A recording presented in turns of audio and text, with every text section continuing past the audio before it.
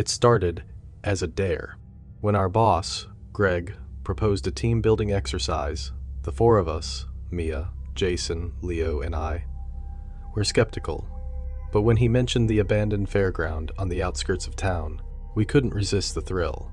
Besides, it was supposed to be a quick exploration, an overnight stay to test our courage and bond as a team. Little did we know, this night would etch itself into our memories forever, in the most horrifying ways. As the sun dipped below the horizon, casting long eerie shadows over the dilapidated rides and rustling attractions, we made our way through the creaking gates. The air was thick with the smell of decay and something else, something sweet, almost sickly, that clung to the back of your throat. The fairground had been abandoned for decades, and nature had taken its toll. Ivy strangled the Ferris wheel, and the bumper cars were half sunken into the earth like long-forgotten graves. We set up camp in the center of the fairground, near the old carousel. Its horses, once vibrant and joyful, now stood frozen in grotesque poses, their paint chipped and eyes hollow. Leo, always the jokester, dared us to ride it at midnight. We laughed it off, but there was an unease we couldn't shake. Midnight came, and with it, a sudden drop in temperature.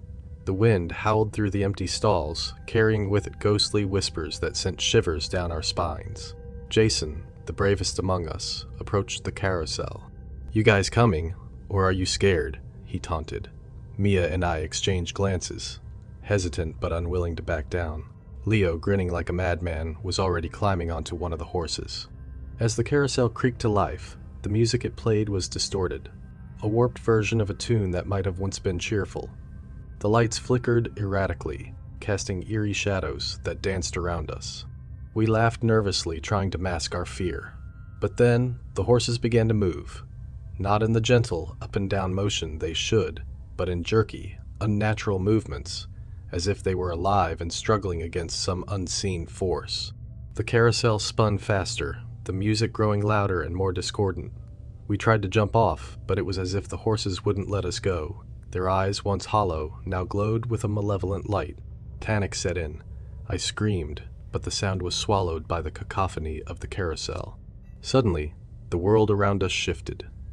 The fairground was no longer abandoned, but alive with the sounds and smells of a bygone era. Laughter, screams of joy, the scent of cotton candy and popcorn. But something was off. The people, their faces were blurred, their eyes empty. They moved in strange, jerky motions, like marionettes on tangled strings. We stumbled off the carousel, disoriented and terrified. The fairground had become a nightmarish maze. The rides operated on their own, each one more twisted and dangerous than the last. The Ferris wheel spun at a nauseating speed.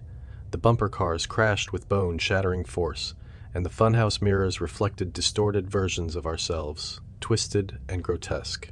Mia was the first to go. She was pulled into the funhouse by her reflection, her screams echoing through the air, before being abruptly cut off. Jason tried to save her, but the mirrors shattered, and he was left with nothing but shards of glass and the faint scent of her perfume. Leo and I ran, desperate to find a way out. The exit was nowhere to be found. The fairground seemed to shift and change, leading us deeper into its heart. The haunted house loomed before us, its entrance a gaping maw. We had no choice but to enter. Inside, the air was suffocating. The walls dripped with a thick, black substance that pulsed like a heartbeat. We could hear whispers, voices of those who had been trapped here before us. Their stories were etched into the walls, tales of despair and madness. Leo was taken next.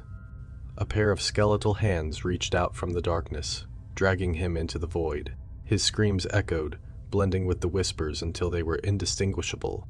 I was alone, my heart pounding in my chest. I stumbled through the haunted house, every shadow a potential threat. Finally, I found myself back at the carousel. It was still, the horses frozen in their grotesque poses. But there was one difference. In the center of the carousel stood a figure, cloaked in shadow, its eyes glowing with the same malevolent light as the horses. The figure stepped forward and I saw its face.